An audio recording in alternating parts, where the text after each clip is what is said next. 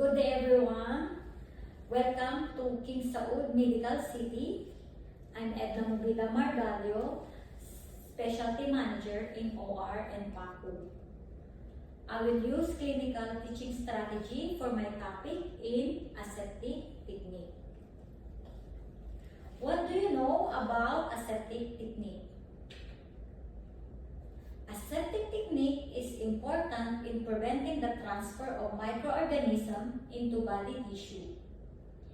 Intact skin and mucous membranes are the body's first line of defense against infection.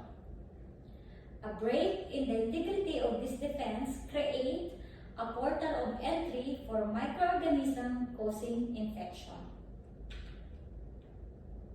So the aim of this topic is to review and enhance the knowledge and skills of staff nurses in performing the procedure of aseptic wound dressing technique. The following are the learning objectives. 1 is to define aseptic technique. 2 is to demonstrate the proper way of doing the aseptic wound dressing technique. 3rd is to enumerate the do's and don'ts in doing the aseptic wound dressing procedure. Now, let's define the asepsis and aseptic technique. Asepsis is a method by which we prevent microbial contamination during invasive procedure or care of breaches in the skin integrity. While aseptic technique is a method that is used to prevent contamination of wounds and other susceptible sites by organisms that could cause infection. Moving on, what is chain of infection? In order for an infection to spread, all links of chain of infection are interconnected, which include infectious agent, reservoir, portal of exit, mode of transmission, portal of entry, and susceptible host. Infection can be prevented by breaking the chain of infection. So how? There are 3 types of process that are commonly used to reduce or eliminate the presence of microorganisms on object or surfaces. 1 is cleaning, the removal of all visible dust, soil, and other foreign materials. 2 is the disinfection, the process of destroying all pathogenic microorganisms except the spore-bearing ones. Sterilization is killing of all microorganisms, including the spores. Now, there are types of asepsis. 1 is the medical asepsis and 2 the surgical asepsis. So, first let's discuss about medical asepsis or your clean technique. These are the practices that reduce number, growth, transfer, and spreading of microorganisms. So remember, this is ANTT, this is aseptic non-touch technique. Always wash your hands effectively, never contaminate key parts, touch non-key parts with confidence, and take appropriate infective precaution. So most usual means of infection spread is the hands of the staff, remember. So inanimate object, dust particles or droplet nuclei. So now let's discuss about surgical asepsis, which is this is the sterile technique. These are the practices that keep our objects free of all microorganisms.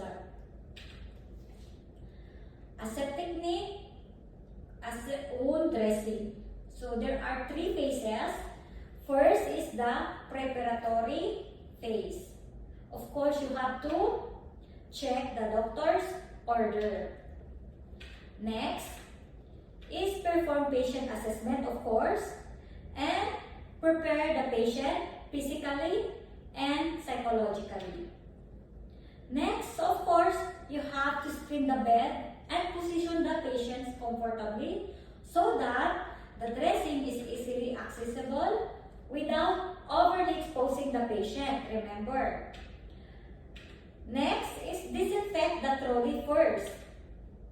And of course, you have to wash hands for 40 to 60 seconds.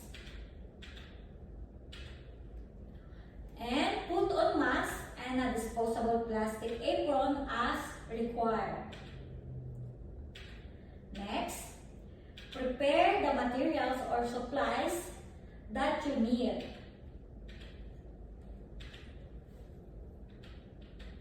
What are those? Sterile gauze and bandage, adhesive tape,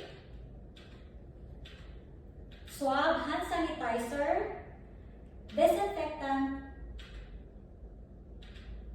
and of course, you have to prepare the biohazard waste bin and the general waste bins. And then, place all the materials or supplies items required for the dressing on the bottom shelf of a clean dressing trolley, this one. So all your materials is you have to prepare and keep it in your trolley. So next phase is the procedure. First is to keep the trolley on the appropriate side. Open the dressing pack and create a sterile field on the topmost surface of the dressing trolley by touching only the edge of the sterile paper with your fingertips. Next, fix the yellow plastic disposable bag on the side of the trolley below the label of the top shelf to the side nearest to the wound. Prepare and arrange materials using sterile forceps. These are included in your pack, your wound pack or dressing pack. This is the forceps, gauze, the tray, and of course your cotton balls. Next, pour solution into a plastic tray or into gallipot container. Remove, assess, and discard the old dressing. Sanitize the hands using our sanitizer in the hospital, the EasyClean or the Purell. Next is clean and dress the wound aseptically following the principles of wound management. Okay, from top to bottom, inside to outside, clean this part first, and then single stroke technique. Dry the wound and the surrounding area with a gauze. Cover the wound with a new dressing material and secure it in place. So next is the third phase, the post-procedure phase. So make the patient comfortable.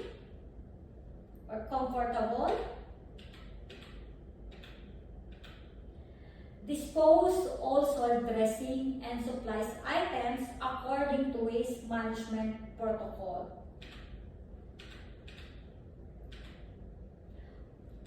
Next is replace all your used supplies items in your cabinet or in your shelves.